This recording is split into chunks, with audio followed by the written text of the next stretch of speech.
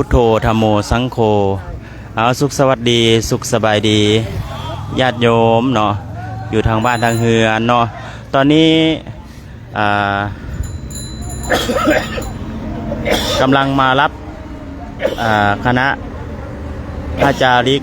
ธุดงค์นำพาโดยพระเดชพระคุณพระอาจารย์โชคชัยเนาะตอนนี้ก็มาต้อนรับทางคณะพระอาจารย์โชคชัยพร้อมด้วยคณะเนาะขออนุญาตเสียงนอนญาติโยมได้ยินเสียงไหมครับ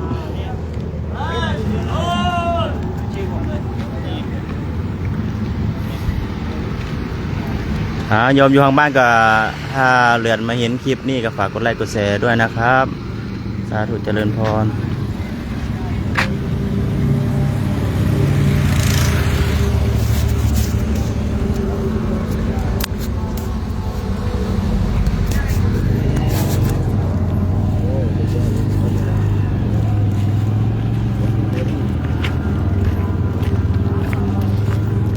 ก็แฮปปี้โฮลี่พุทธังสรณังกัจฉามิธัมมังสรณังกัจฉามิตอนนี้ก็กำลังจะเดินทางเข้าสู่ที่พักเนาะเมื่อเช้าอะไรนี่หลุดเพราะว่ามันการเดินข้ามรัฐเนาะเส้นจานนี่หายไปเกือบนานอยู่เหมือนกันนะนานอยู่เหมือนกันก็เลยหลุดไปเลยให้หลุดวันนี้พระเราก็เลยแฮปปี้โฮลี่กันทั้งวันเลยนะคนอินเดียเขาก็ออกมาป้ายสีเนี่ยบรรบุบอกมีความเคารพด้วยนะวันนี้เดินมากระโถกพอใหญ่ล็อกเลยจับมือล็อกคอแฮปปี้โฮลี่เอาสีมาป้ายอย่างเดียวเลยนะเอาสีมาป้ายอย่างเดียวเลยก็เลยทำให้เป็นภาพที่อบอุ่นน่าประทับใจการที่คณะพระสงฆ์ออกมาจาริกเช่นนี้คือเราก็จะได้เห็นประเพณีเห็นการเป็นอยู่เนาะหลายอย่างพระของเราก็พูดยังไงว่าได้ประสบการณ์ได้ประสบการณ์หลายอย่างเกือบ3 กิโลญาติโยมก็เลยเมื่อกี้นั่งพักดื่มน้ำปนาเสร็จก็เลยไล่เลยก็แล้วกันไล่เลยก็แล้วกันปกติเราก็ประมาณสัก2 กิโลแล้วกันชดเชยเมื่อเช้าแล้ววันนี้เองถ้าญาติโยมติดตามผ่านไปเราก็จะได้เจอมกุฏพันธนาเจดีย์คือเป็นสถานที่ถวายพระเพลิงพระผู้มีพระภาคเจ้ามกุฏพันธนาเจดีย์คือที่ปรินิพพานก็อีกที่หนึ่งแล้วก็ที่ถวายพระเพลิงก็อีกจุดหนึ่งวันนี้คณะของเราเนี่ยจะเดินผ่านที่ถวายพระเพลิงมกุฏพันธนาเจดีย์ก็ได้เห็นเดี๋ยวจะพาญาติโยมไปดูกันพอเราเดินผ่านพอดีเนาะแต่ว่าคงไม่ได้เข้าเราจะต้องเข้าที่พักก่อนท่านญาติโยมท่านใดเข้ามาแล้วก็เดี๋ยวก็จะได้ไปดูที่ถวายพระเพลิงองค์สมเด็จพระสัมมาสัมพุทธเจ้าเนาะเขาเรียกว่ามกุฏพันธนาเจดีย์แล้ววันนี้ก็ได้เดินทาง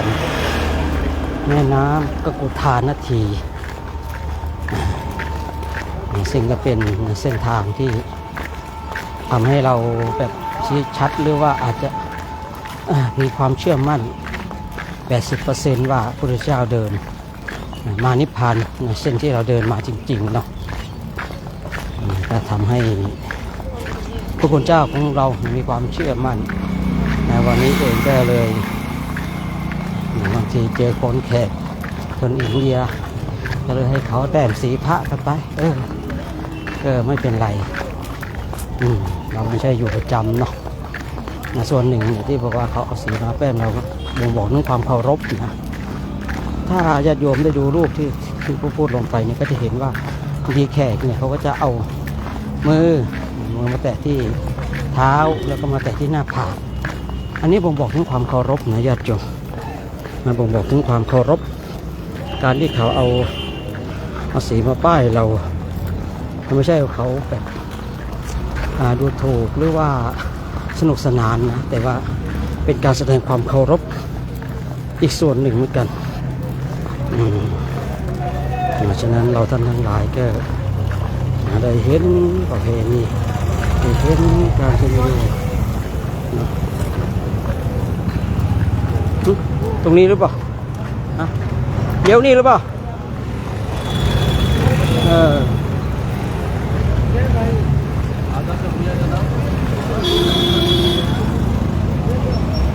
นี่ก็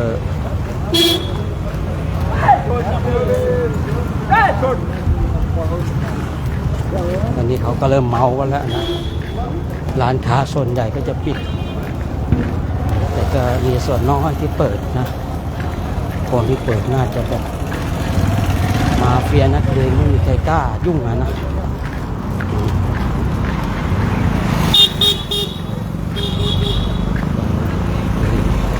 คาดว่าอย่างนั้นนะเพราะว่าแต่ละถิ่นแต่ละท้องที่เขาก็มีอิทธิพลขนาดปั๊มน้ำมันยังปิดเลยนะคือบางคนก็มีอิทธิพลนะในบ้านเราเรียกว่ามาเฟียเลยก็ว่าได้นะเปิดได้ไม่มีใครกล้าเปิดแต่ถ้าว่าร้านอื่นๆทั่วไปอันนี้ก็ปิดเพราะว่าที่ปิดเนี่ยเพราะว่าคือไม่อยากมีเรื่องนะคนเมานะแม้แต่การที่เรามาเดินเองก็เหมือนกันในช่วงโฮลี่ของเขาเนี่ยพระอยู่ตามวัดเขาก็ไม่เห็นด้วยนะควรจะรายแต่เราก็เข้าใจนะคือเขาไม่ได้ออกมาเดินเขาเพียงแต่ได้ยินข่าวว่าโอ้โหช่วงเทศกาลโฮลี่นี่นะที่เหล้าเมายามันอันตรพานแต่เขาไม่เคยออกมาเจอเพราะเขาได้ยินเขาก็ปิดวัดบางวันปิดเงียบเลยนะโฮลี่เนี่ยปิดเลยปิดเงียบเลยนะแต่พอจริงๆเนี่ยคือเราไม่ได้เจออันตรพานเลยเจอแต่คนขี่เมามาขอถ่ายรูปมาขอถ่ายรูปกันอะไรกันเอาสีมาป้ายแค่นั้นเองนะคือบางทีเขาก็แบบที่เขาบอกคำโบราณมา10 ปากว่าไม่เท่าตาเห็นในญาติโยมเพราะว่าบางคนนะที่เขาห้ามคือว่าอะไรเขาไม่เคยออกแต่เขาก็ยินข่าวโอ้โหนะช่วงโฮลี่นะห้ามออกเลยนะอันตรพานเยอะขี่เหล้ามันนู่นนี่นั่นขนาดร้านค้ายังปิดเลยนะผู้พูดแต่เล็กมาเล็กๆเขาปิดทำไมเล่าโอ้โหถ้าเขาเปิดนะพวกชิ้นเหล้าเนี่ยมันจะไปแย่งจะไปชิงของลักของไอเราไม่รู้ตอนแรกก็เชื่อนะเชื่อพอมาสัมผัสจริงๆจากปี2 ปี3โอ้เด็กเขาปิดเล่นโฮลี่อะสิไม่ได้ปิดกลัวหรอกนะเขาก็ปิดเล่นโฮลี่นะเขาไม่ได้ปิดกลัวไอเราบางทีเนี่ยหรือว่าเราถูกหลอกตั้งแต่ตอนเป็นเด็กเลยโตแล้วเป็นพระเองถูกหลอกอยู่งั้นก็บางอย่างแต่เราก็ไม่ประมาทนะญาติโยมนะแต่เราก็ไม่ประมาทที่ไม่ประมาทเพราะอะไรพระเจ้าท่าสอนว่าบุคคลใดประมาทบุคคลนั้นอยู่เสมอกับคนที่ตายแล้วเราก็ไม่ประมาทมันจะเดินช่วงเช้าก็ให้เขาเดินปกติพอบ่ายขึ้นมาปุ๊บปรับขบวนเอาพระที่แบบรูปร่างใหญ่ๆนะเดินตามหลังแม่ชีสัก 4-5 รูปก่อนหน้านั้นก็มีแค่รูปเดียว2 รูปนะพอบ่ายๆหน่อยก็ปรับขบวนนะเอาพระที่รูปร่างใหญ่ๆมาเดินตามหลังเพราะว่าเรามีแม่ชีด้วยเนาะเพราะว่าบางทีขี่เหล้าเมายานี่แต่ถ้าเราคิดบางครั้งก็คิดในฝ่ายลบตัวเด็กก็มาเข้ามาหนูนี่นั่นนะตามภาษาคนเมาแต่ว่าพอเห็นว่าโอ้โหด้านหลังมันมีพระรูปร่างใหญ่ๆเนี่ยถ้าเป็นเสือ ในเขตที่มีพระภิกษุสงฆ์เพราะว่าพระภิกษุสงฆ์เนี่ยจะได้ดูแลคอยป้องกันภัยให้ไม่เห็นได้ชัดเจนเลยเนี่ยอย่างเราปรับขบวนเอาพระที่ท่านมีรูปร่างคือท่านจะเก่งหรือไม่เก่งท่านจะยังไงไม่รู้แต่ว่าเอาร่างข่มไว้ก่อนนะเอาร่างข่มไว้ก่อนนะตัวใหญ่ข่มไว้ก่อนนะที่จริงไงนะถ้าเรามองหลัก นะรูปร่างใหญ่ๆเนี่ยจิตใจเซาะบรรดาพวกนักเลงพวกเสือทั้งหลายเนี่ยรูปร่างเล็กๆเท่าที่ผู้พูดศึกษามานะแต่โดยคนโดยทั่วไปเนี่ยเขาก็จะกลัวคนรูปร่างใหญ่แต่คนรูปร่างเล็กๆเนี่ยมันมีพิษสงมากกว่าแต่ว่าตอนนี้เราพูดง่ายๆว่าต้องการข่มเอารูปร่างข่มก็แค่นั้นคือเราไม่อยากให้เกิดอันตรายนะคือบางทีอย่างที่บอกว่าถ้าไอ้คนที่จะมาละลานเรานะครับมันเป็นเสือคนนี้เป็นเสือเขาก็ต้องแบบคำนวณแล้วโอ้ไม่ไหวเนี่ยโอ้โหไปกอกแกะไปจุนจ้านเนี่ยดูเดินตามหลังโอ้โหปลอมใหญ่ก้านเป็นมัดอย่างเงี้ยนะถ้าเป็นหมาจะคิดโอ้เขาไม่ได้ทำอะไรเรานี่เราจะไปนั่นทำเขาทำไมอย่างเงี้ยนะเหมือนกันหลายอย่างอยู่บางทีบางอย่างนะบางอย่างก็เราต้องปรับไปตามสถานการณ์เหตุการณ์ปกติแล้วก็เดินไม่ปกติบางสิ่งบางอย่างเหตุผลนี่คือบางทีเราก็เดินมากันแบบนี้เลยวันนี้ก็ไม่มีอะไรมีแต่แบบแฮปปี้กันจริงๆเลยนะแฮปปี้กันจริงๆเลยแต่รบกวนแต่ว่าท่านก็พระสุสงฆ์ก็แฮปปี้โฮลี่ตามๆกันสัญญาณหายสัญญาณหายไปแล้วเลยไม่รู้ละตอนนี้เนาะมาแล้วมั้งไม่รู้สัญญาณมาหรือยังนะช่วงนี้มันแถบนี้มันสัญญาณจะไม่ค่อยดียอดโยมนี่ก็ว่ากันไปเนาะสัญญาณหาย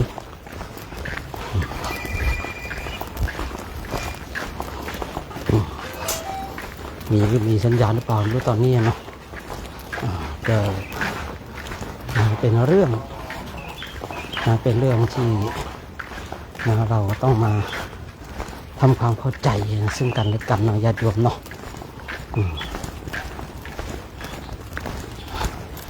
มกุฏพันธนเจดีย์นะซึ่งหลังจากที่พระพุทธเจ้าของเราปรินิพพานแล้วเนี่ยก็ตั้งพระศพไว้ข้างๆที่พระองค์ปรินิพพานคือพระองค์เนี่ยปรินิพพานอีกที่หนึ่งแล้วก็เคลื่อนย้ายพระศพไปตั้งไว้อีกที่หนึ่งเมื่อเคลื่อนย้ายพระศพไปอีกที่หนึ่งแล้วก็ย้ายพระศพมาที่มกุฏพันธนเจดีย์มาถวายพระเพลิงในช่วงนั้นเองเนี่ยมีการจุดไฟก็ไม่ติดจุดเท่าไรก็ไม่ติดพระอนุรุทธะก็เลยเข้าสมาธิดูเป็นความประสงค์ของเทวดาเนี่ยมีความประสงค์ว่าจะต้องรอพระมหากัสสปะมาก่อนพระผู้ใหญ่มาก่อนเลยจุดไฟไม่ติดพระอนุรุทธะนี่ก็เข้าสมาธิดูเลยนะทำไมจุดไฟถึงไม่ติดเนี่ยนะทำไมจุดไฟไม่ติดก็เลยเข้าสมาธิดูเป็นความประสงค์ของเทวดานี่ให้รอพระมหากัสสปะก่อนเพราะว่าช่วงนั้นพระมหากัสสปะอยู่อีกเมืองหนึ่งรู้ข่าวจากนักบวชชีวกท่านหนึ่งอุปการชีวกเป็นนักบวชจำพวกหนึ่งในโลกนี้นะถือดอกมณฑาลบมาพระมหากัสสปะก็เห็นรู้ว่าดอกไม้นี่เป็นดอกไม้สวรรค์ไม่ได้เกิดขึ้นบ่อยๆก็ถามข่าวก็รู้ว่าพระพุทธเจ้าเข้าสู่พระปรินิพพานแล้วนะแล้วก็พระภิกษุผู้เป็นปุถุชนนอนหยุดกลิ้งดุดโคถูกตัดเท้า คือโคเนี่ยมันถูกตัดเท้าแล้วมันก็ดิ้นนะเนาะนอนเกิดดิ้นอย่างนั้นพระผู้เป็นพระอรหันต์มันก็ปรงธรรมสังเวชปรงธรรมสังเวชส่วนบางคนมีอยู่ท่านพระสุภัททะพระผู้เฒ่านี่โอ้ดีแล้วบอกปรินิพพานไปก็ดีแล้วต่อไปเราจะได้ทำได้สบายขึ้นนี่คำพูดนี่แหละที่เป็นเหตุให้พระมหากัสสปะได้ทำสังฆายนาโอ้โหโอ้โหแฮปปี้โฮลี่เราเจอตัวนี้วันนี้คุยแฮปปี้โฮลี่ไม่น่าต่ำกว่า100เลยนะเจอใครกับแฮปปี้โฮลี่หมดเลยนะแฮปปี้โฮลี่ไปบางมาเจอหมาจริงแฮปปี้โฮลี่เลยวันนี้นะติดไงเจออะไรแบบวิ่งผ่านเนี่ยแฮปปี้โฮลี่หมดเลยนะวันนี้หลุดมือไม่ทันไง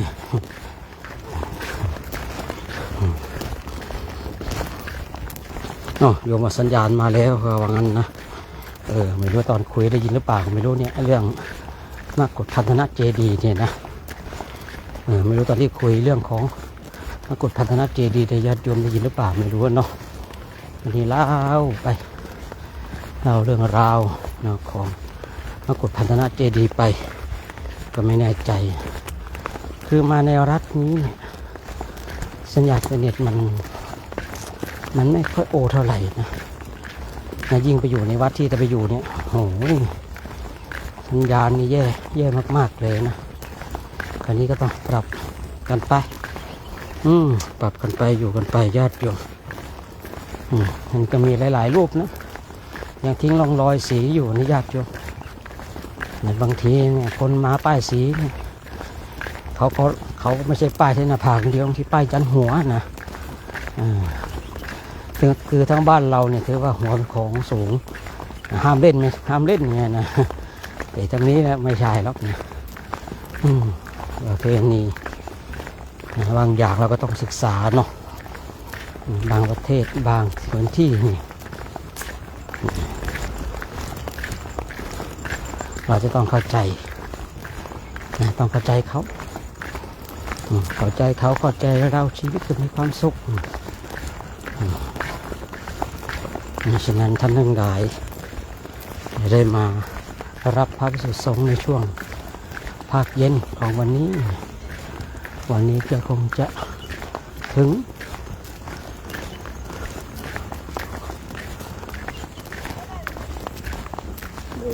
ข้างไม่ได้ลงขึ้นมา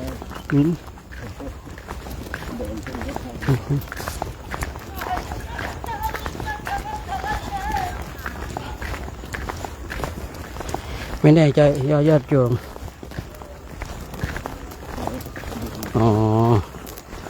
โยมก็บอกว่าได้ยินอยู่ที่พระมหากัสสปะมาโอเคทั้งนั้นนะเมื่อพระมหากัสสปะมาถึงปุ๊บเนี่ยพระมหากัสสปะนี่ก็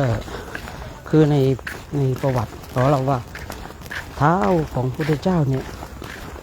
พุดขึ้นมาชูขึ้นมาเนาะพระมหากัสสปะก็เอาหน้าผากไปแตะที่เท้าของพระพุทธเจ้าก็เลยเป็นธรรมเนียมเนี่ยคนที่มาที่ปรินิพพานเนี่ยคือตรงนั้นก็จะมีพระปางปรินิพพานพระปางสายญาติสมัยก่อนที่ผมพูดมาเมื่อ20 กว่าปีก่อนเขาไม่ได้มีอะไรล้อมไว้คือเข้าไปถึงเลยเอาหน้าผากไปแปะไปรูปไปจับไปอะไรได้ช่วงหลังเขาก็เอากระจกมาล้อมไว้คนก็เข้าไปไม่ได้นะแต่ก็มีบางคนที่แอบเข้าไปเหมือนกันนะแอบเข้าไปเหมือนกันเมื่อพระมาเราก็เลยถือเป็นธรรมเนียมเนาะถ้าไปตรงนั้นปุ๊บก็อยากจะเอาหน้าผาไปแตะที่เท้าของพระพุทธรูปปางสีหสายญาติปางปรินิพพานเมื่อพระมหากัสสปะได้เอาหน้าผากติดแตะที่เท้าของพระพุทธเจ้าแล้วไฟก็ติดขึ้นโดยอัตโนมัติเลยไฟนี่ก็ติดขึ้นไฟติดขึ้นโดยอัตโนมัติเองเมื่อไหม้ลงเสร็จปุ๊บก็เหลือพระบรมสารีริกธาตุ รงที่เราพักเนี่ยตรงที่เราพักไม่ไกลกันประมาณสัก200 เมตรหรือประมาณนะก็จะมีเขาบอกว่าก็จะมีที่สถานที่โทจนะพราหมณ์แห่งพระบรมสารีริกธาตุคือตรงนั้นเนี่ยในประวัติในตำราของพระถังซัมจั๋งว่าตอนที่พระถังซัมจั๋งมาเนี่ยว่ามีเสาอโศกตั้งอยู่แต่ตอนนี้หายไปแล้วและสถานที่แบ่งพระบรมสารีริกธาตุสมัยก่อนคนก็ไม่ได้ความสำคัญและสนใจนะช่วงหลังนี่คนก็ไปกันบ่อยๆแต่ก็เป็นที่ส่วนบุคคลนะส่วนบุคคลสถานที่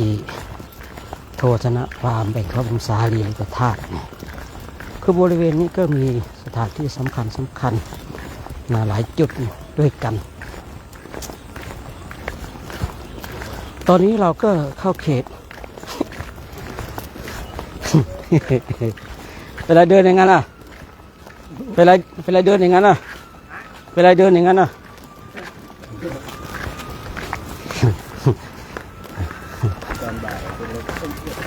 นี่ตอนนี้เราก็มาถึงเข้าเขตแล้วเนาะฉะนั้นย้อนกลับมาที่มะกุฏพันธนะเจดีย์นะตอนนี้ก็มีพระสงฆ์องค์ข้าเจ้ามีคนอันนี้ที่เห็นที่ด้านล่างนี่จะมีใครเป็นเจดีย์น้อยนี่คือที่อาศัยกระดูกของคนตายของคนอินเดียนะญาติโยมตรงนี้หน้าจุดนี้กันแล้วก็ด้านในนี่ก็เป็นมกุฏพันธนะเจดีย์นะซึ่งพระคุณเจ้าของเราก็มาถึงตรงนี้ไม่แน่ใจว่าตรงไหนจะใกล้สุดเนาะเดี๋ยวก็จะให้ญาติโยมได้เห็นกันสักนิดนึงสถานที่ถวายพระเพลิงสมเด็จพระผู้มีพระภาคเจ้าตรงจุดนี้นะตอนนี้ก็16:17 นาทีนะ16:17 นาทีเราก็มาอยู่จุดนี้กันฉะนั้นก็ให้เราจอตรงสักนิดนึงนะพระท่านได้เห็นนิดนึงเดี๋ยวไปตรงนี้เลี้ยวซ้ายตรงนี้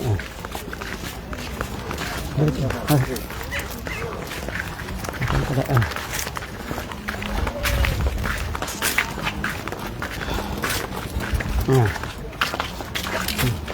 หันไปทางนู้นหันไปทางสถูปนั่นน่ะนี่ญาติโยมเนาะนี่เรา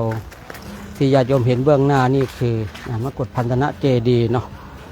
สถานที่ที่ถวายพระเพลิงพระผู้มีพระภาคเจ้านะญาติโยมเนาะญาติโยมได้เห็นกันแล้วตอนนี้ก็ให้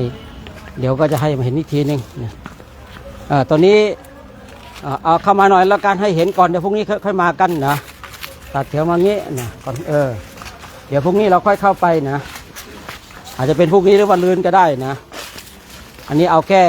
ให้เห็นเพราะว่าเราจะต้องไปทำตัวนี้มกุฏพันธนะเจดีย์นะครับเป็นที่ถวายพระเพลิงองค์สมเด็จพระสัมมาสัมพุทธเจ้านะครับผมตรงนี้นะนี้เราก็จะได้มาทำกิจกรรมอยู่แต่ว่าเดี๋ยวตอนนี้เรามาดูก่อนมาดูก่อนที่เราจะเดินเข้าสู่ที่พักเราก็มาดูให้เห็นก่อนว่าอาจจะเป็นวันพรุ่งนี้หรือว่าวันมะรืนเราจะได้มาทำกิจกรรมที่นี่นะฉะนั้นวันนี้เราได้เดินทางมาถึงตรงนี้ได้ผ่าน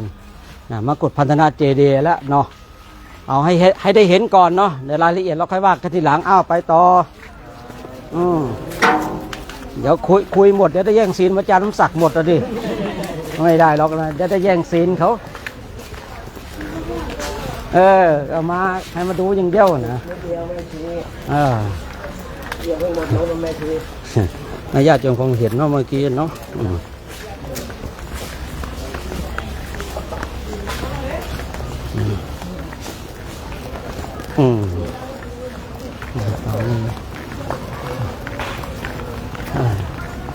ตอนนี้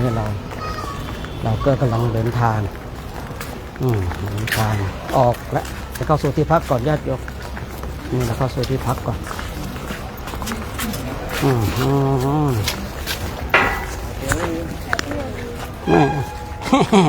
ไม่ธรรมดาก็กบวงกบวงนี่ไม่ธรรมดานะ สถานที่สำคัญที่เกี่ยวกับพุทธศาสนาเนี่ยสิ่งหนึ่งที่ขาดไม่ได้คือเทวาลัยญาติโยมคือก็เป็นที่ให้เรามั่นใจอย่างหนึ่งนะว่าเพราะว่าคือตรงไหนมีสถานที่สำคัญเนี่ยก็จะมีเทวาลัยนะเทวาลัยก็เลยทำให้เราโอเคนะนี่เป็นเข้าเขตเมืองญาติโยมเข้าเขตไม่ใช่เข้าเขตเมืองเนาะเข้าเขตที่ชุมชน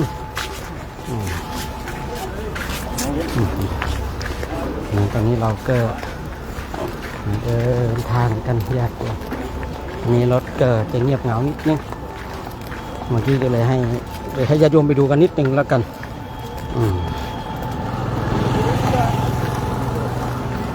ญาติโยมเขาก็คงเมียนมากันหลายๆอย่างเนาะ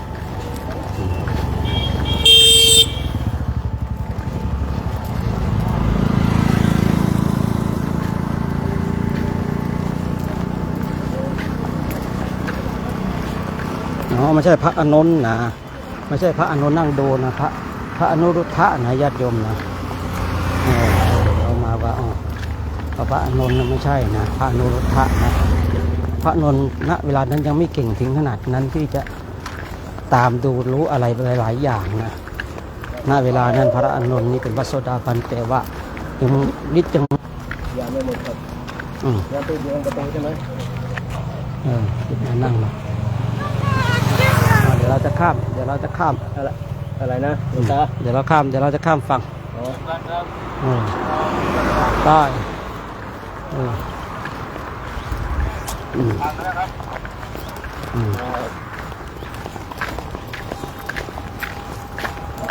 ที่จริงเนี่ยพระนนท์ได้กราบรัตนานิมนต์พระพุทธเจ้าของเรานี่ไปปรินิพพานที่คือเป็นแคว้นที่ใหญ่เมืองใหญ่ๆเช่นพระโคตเกิดดีติ่งกรุงราชคฤห์เกิดดีอย่างเงี้ยนะแต่พระพุทธเจ้าคือเหตุผลที่พระองค์มาปรินิพพานที่นี่เนี่ยคือมีหลายเหตุผลหนึ่งคือจะโปรดสาวกองค์สุดท้ายสองจะแสดงเรื่องพระสุทัศนะแล้วก็3ถ้าพระองค์ไปนิพพานปรินิพพานที่เมืองอื่นเช่นกรุงราชคฤห์หรือว่าเมืองใหญ่ๆนะพระบรมสารีริกธาตุของพระองค์ก็จะไม่ได้กระจายแต่มาที่นี่คือเป็นแบบเมืองเล็กๆอำนาจไม่มีนะอำนาจก็ไม่มีคือไม่มีอำนาจต่อรองเวลาที่หัวเมืองทั้งหลายยกมาที่จะชิงพระบรมสารีริกธาตุนี่กันนะคือยังไงก็ต้องแบ่งนะแล้วก็ส่วนหนึ่งก็จะได้ประกาศศักดาของโคธนพราหมณ์ผู้พูดชอบใจมากเลยนะที่กษัตริย์แต่ละหัวเมืองนี่กรีธาทัพมาเอาทหารมาที่แย่งนะต่างคนว่าต้องแบ่งให้เราต้องเป็นเจ้าของโคธนพราหมณ์ขึ้นที่สูงก็หอคอยมาแล้วหอคอยขึ้นสูงเลยเราชื่อโทธนพราหมณ์ประกาศชื่อประกาศโคตรที่ประกาศชื่อเพราะอะไรนะเพราะว่าโทธนพราหมณ์นี่เป็นคณาจารย์ใหญ่คือโอรสของกษัตริย์ทั้งหลายตามแว่นทั้งหลายที่เขาบอกว่าไม่มีเลยที่ไม่ได้เป็นลูกศิษย์ของโทธนพราหมณ์คือเราลองคิดดูว่ากองทัพแต่ละหัวเมืองมากัน7-8หัวเมืองอย่างเงี้ยเนาะ7-8หัวเมืองนี้มากันเยอะขึ้นหอคอยไปประกาศเราชื่อว่าโทธนพราหมณ์ประกาศชื่อต้องที่แรกเนี่ยประกาศที่แรกก็เสียงก็ยังเอะอะ ต้องแบ่งพระพุทธสารีริกธาตุให้เราเนี่ยต้องแบ่งให้เราไม่แบ่งเราจะตีเราจะชิงนะพอประกาศครั้งที่ 3นั่นมันเสียงอาจารย์เรานี่นั่นมันเสียงอาจารย์เราจำได้ว่าโทธนพามหรือเสียงนี่ดังเป่งออกไปเป็นอาจารย์ของตนเองก็เลยหยุดพระเจ้าพระองค์มีชีวิตอยู่พระองค์ทรงสอนไม่ให้เราเบียดเบียนเอาธรรมะเลยยกพระเจ้ามาเลยนะอ้างพระเจ้ามาเลยเอาอย่างนี้ไหมเรามาแบ่งกันดีกว่าจบเลยถ้าพระองค์ไปปรินิพพานที่กรุงราชคฤห์นะท่านทั้งหลายคิดเลยว่าพระเจ้าชาติศัตรูเนี่ยจะไปยอมแบ่งง่ายๆยิ่งใครมากีฬาทัพมานี่จะยอมเสียเกียรตินักรบได้อย่างไรใช่หรือเปล่าไม่ยอมและตนเองก็โอ้โหมีกำลังมากคือเป็นผู้ยิ่งใหญ่มีอำนาจทางทหารมีอำนาจหลายอย่างถ้าไปปรินิพพานที่กรุงราชคฤห์นะยังไงเหตุของการชิงพระสารีริกธาตุนี่ก็ต้องทำให้คนตายแต่พวกมาปรินิพพานที่เนี่ยแล้วก็เลยนึกถึงหลวงปู่มั่นเลยนะนึกถึงหลวงปู่มั่นตอนนี้หลวงปู่มั่นจะเข้านิพพานหลวงปู่มั่นก็อยู่ที่บ้านหนองผือหรือเปล่านะแต่ทำให้ผิดต้องขอประทานอภัยก็บอกให้ลูกศิษย์ไปวัดป่าสุทาวาสดีกว่าถ้าอยู่ที่นี่เดี๋ยวหมูสัตว์ทั้งหลายจะตายนะแต่ถ้าไปที่นิพพานที่วัดป่าสุทาวาสเนี่ยนะสัตว์ทั้งหลายจะไม่ตายเพราะเราเนี่ยจะไม่ตายเพราะเราเพราะว่าตอนนั้นเขาฆ่าสัตว์กันอยู่แล้วนะแ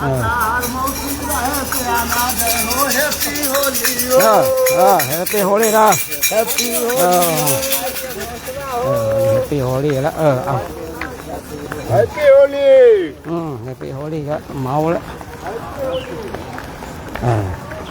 เหมือนกันพระเจ้าคือไม่อยากจะให้คนหน่วยได้มาฆ่ากันเรื่องได้เหตุขององค์หลวงปู่มั่นเองก็ไม่อยากให้สัตว์ตายเนื่องด้วยตนเองก็เลยทำให้เราเนาะพระเจ้าหรือองค์ทรงห่วงสรรพสัตว์ในอย่างแท้จริงเลยห่วงสรรพสัตว์อย่างแท้จริงเลยนะมียอมท่านบอกว่าลงบ้านอยู่บ้านหนองผือบางทีก็คือไม่ได้ทบทวนนะเนาะคือคุยไปก็ผุดขึ้นมาก็คุยไปอย่างเงี้ยนะคือไม่ได้เตรียมข้อมูลนะคุยไปผุดขึ้นมาสัญญาผุดขึ้นมาทับคลาจะพูดไปนะบางอย่างก็ต้องวงเล็บเนาะนี่หลวงปู่มั่นเนี่ยหลวงปู่มั่นคือน่าจะพิจารณาคือเป็นแบบอย่างนะตามทางตามพระพุทธเจ้านี่ที่กล่าวไว้พระพุทธเจ้าไปปรินิพพานที่กรุงราชคฤห์นะคนจะตายกันอีกเยอะทหารนี่ต้องตายแน่ความเดือดร้อนนะความเดือดร้อนนี่ก็จะแพร่ขยายไปทั่วนะชาวบ้านชาวเมืองก็ต้องเดือดร้อนแต่นี่พระองค์มาที่กุสินารานี่ก็ทำให้คนไม่ต้องมาฆ่ากันไ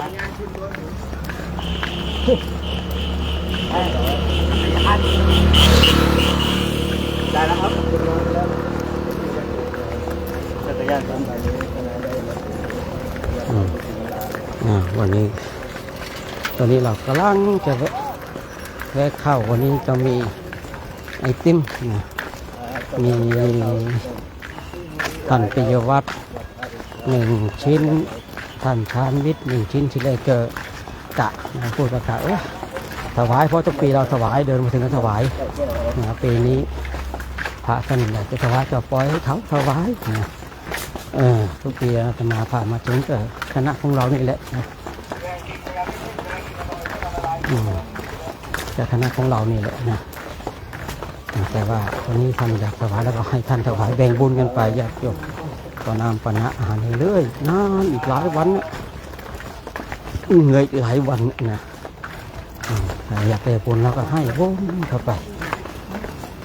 วันนี้อะไรไอติมหอยติมมะม่วงไม่รสชาตินะมี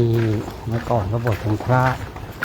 เนี่ยแล้วเขาก็สึกออกไปเขาก็มากินไอติมมะม่วงเนี่ยติดอกติดใจว่าเดี๋ยวต้องทำต้องเป็นสินค้านำเข้าผ่านไปก็10 กว่าปียังไอติมมะม่วงยังไม่ถึงประเทศไทยเลยเนี่ยนะก็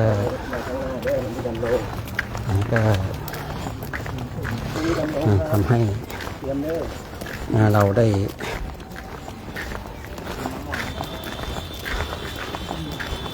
ยินได้ฟังเนาะญาติโยมเนาะ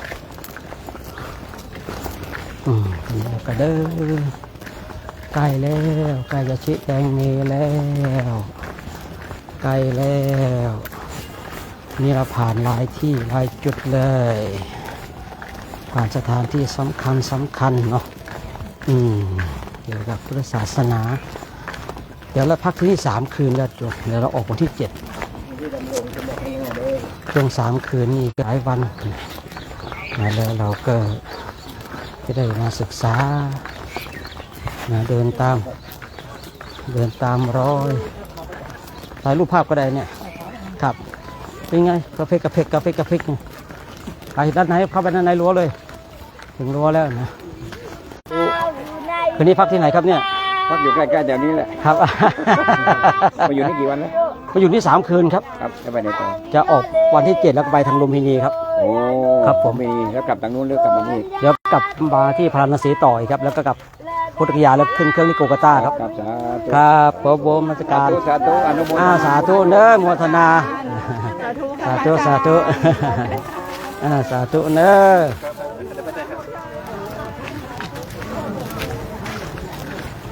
เลี้ยวซ้ายเลี้ยวขวาเดี๋ยว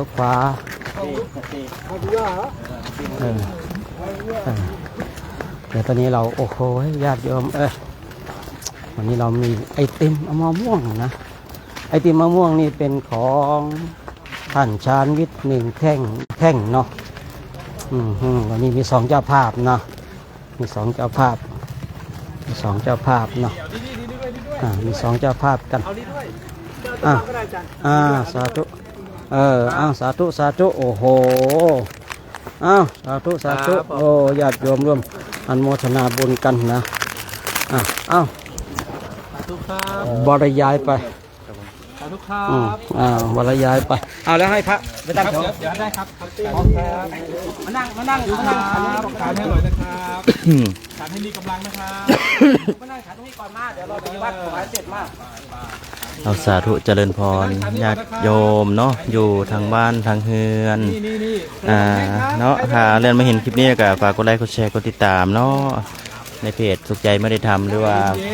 จาริกทำตามรอยบาทพระศาสดาเนาะในมื้อนี้เนาะทางพระคุณเจ้าหรือว่าทางพ่อแม่ครูบาอาจารย์เนาะได้เดินทางมา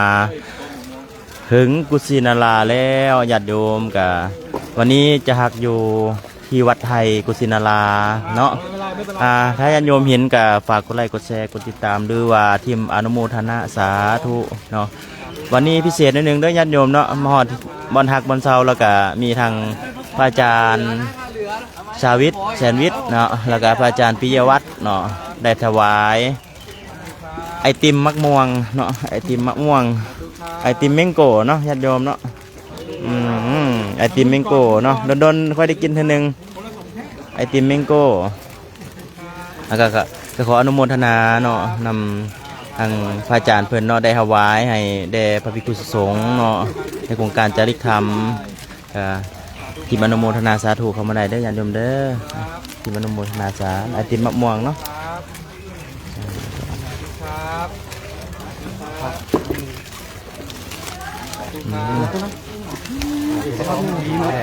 สังเกตเบิ่งพระคุณเจ้าเนาะเขาจะยิ้มนะเมซี่ได้3เมซี่ได้3ผมได้อันเดียวนะอาจารย์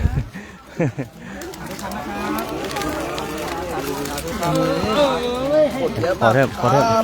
ใครยังไม่ได้มา ขอเทิมได้อันเดียว มาใครยังไม่ได้ใครยังไม่ได้ใครยังไม่ได้ ได้แล้วขอบคุณครับ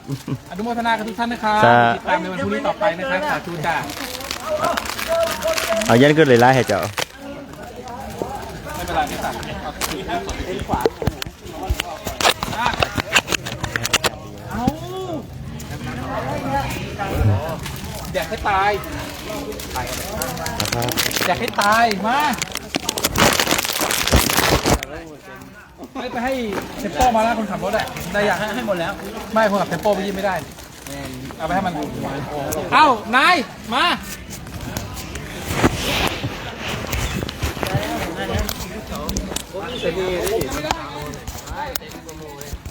ใครยังไม่ได้มาพาที่ยกน้ำอ่ะ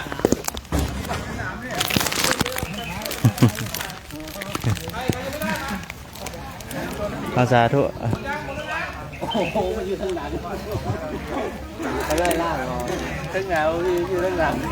อืมให้กินในติมไปทางกินฟรีนำเนาะตอนนี้ทางภาคคุณเจ้าด้วยผมเป็นครูบาอาจารย์เนาะได้ฉันไอติมมะม่วงเนาะไม่ได้การมีความยิ้มแย้มแจ่มใสเนาะได้กินไอติมมะม่วงเลยสาธุอนุโมทนาสาธุ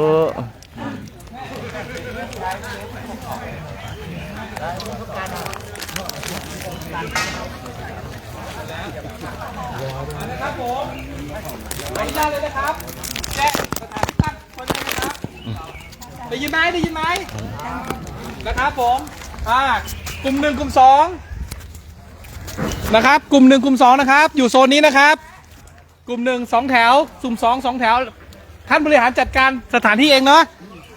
กลุ่ม1กลุ่ม2ฝั่งนี้นะครับกลุ่ม3กลุ่ม4ฝั่งนี้นะครับให้บริหารจัดพื้นที่กันเองนะแล้วก็อีกเรื่องหนึ่งนะครับห้องน้ำอยู่ทางด้านนี้ถ่ายหนักถ่ายเบาอาบน้ำอยู่ในกรอบสีเขียวนะครับ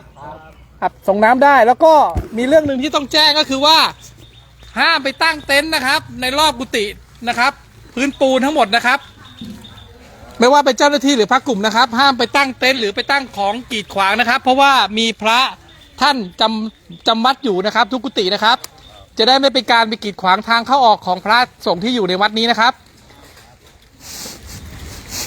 ลานธรรมนะครับตรงนี้ท่านนั่งนี่นะครับนั่งยาวอย่างนี้นะครับหันหน้าเข้าหาพระพุทธรูปนะครับ1 2 3 4แม่ชีต่อท้ายรับทราบตามนี้นะครับเราจะพักกันที่นี่คืนนี้4 5 6 3คืนนะครับวันที่7เราจะเดินทางออกต่อนะครับก็แจ้งให้ทุกท่านได้ทราบตามนี้นะครับสาธุครับคืนที่4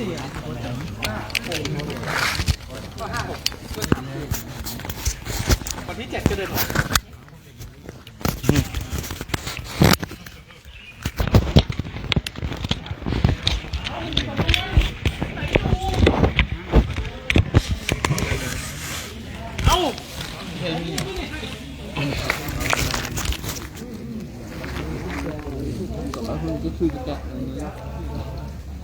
สาธุเนาะเอากะญาติโยมเนาะก่อนจะกางเต็นท์กับสันไอติมมะม่วงก็ได้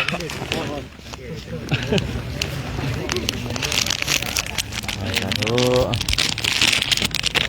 ชื่นใจมากญาติโยมวันนี้ในสันไอติมมะม่วง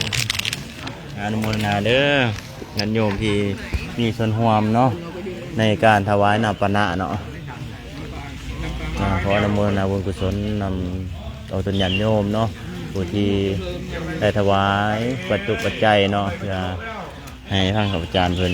ได้พิจารณามะม่วงเนาะไอติมมะม่วงให้พระคุณเจ้าเนาะใช่ครับตัดเขาออกลงมาอีกเพื่ออะไรเนี่ยตัดไม่ใช่เพื่อเอาตัดไม่ยอยอนะงานดำเนินงานดำเนินแล้วอาการออกมาคนไข้คนเขย่า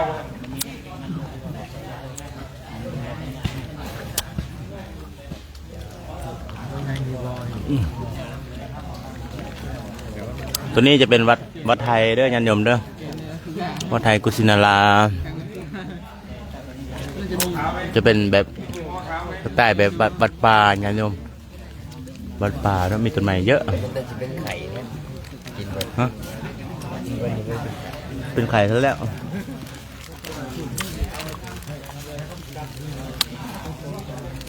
เดิน7 กิโลนี่นะสาธุ23 กิโลนะญาติโยมวันนี้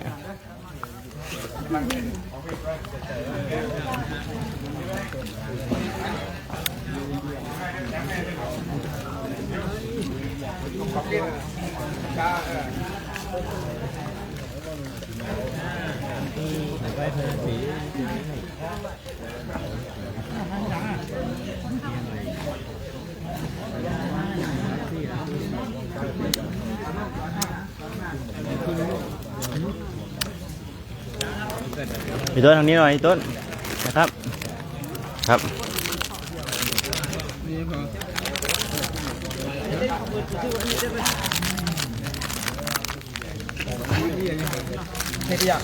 ยังอ่ะยังครับผม สบายใจแล้ว อะไรสาวเลย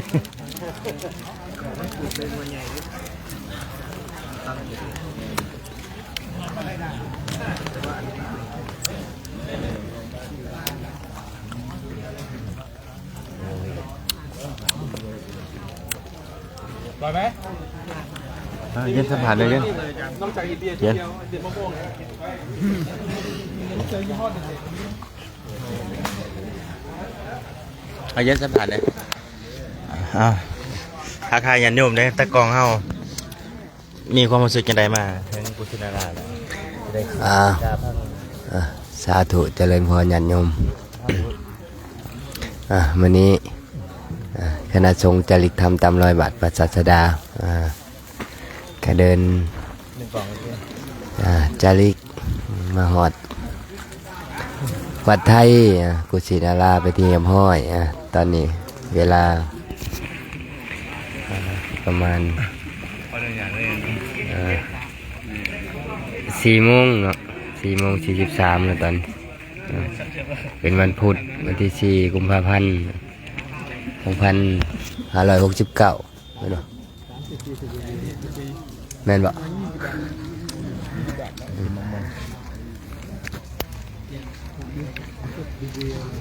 พระอาจารย์เพิ่นก็ได้ถวายไอติมมักม่วงพุละ ภาษาลาวเอิ้นว่ากะแลม ภาษาลาวเอิ้นว่ากะแลม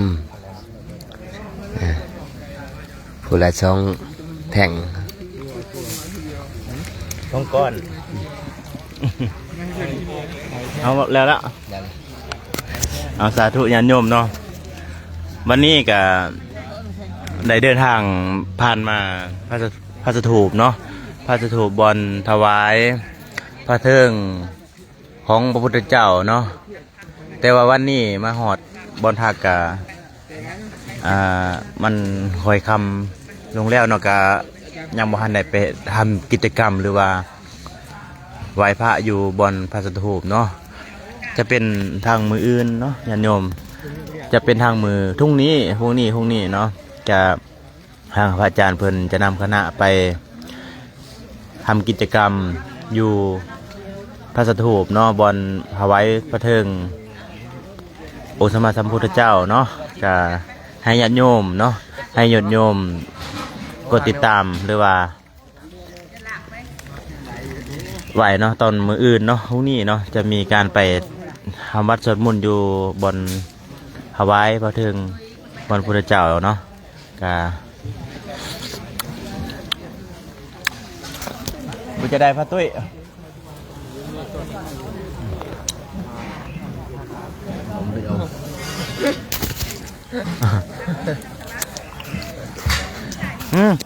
เอาไงยันยุ่งก่อนนิดนึงไปเลยมานี่ก่อนเอาไม่ต้องการนิดนึงปิดไลฟ์เลยเอาวันนี้ปิดไลฟ์ว่าถึงไหนน่ะ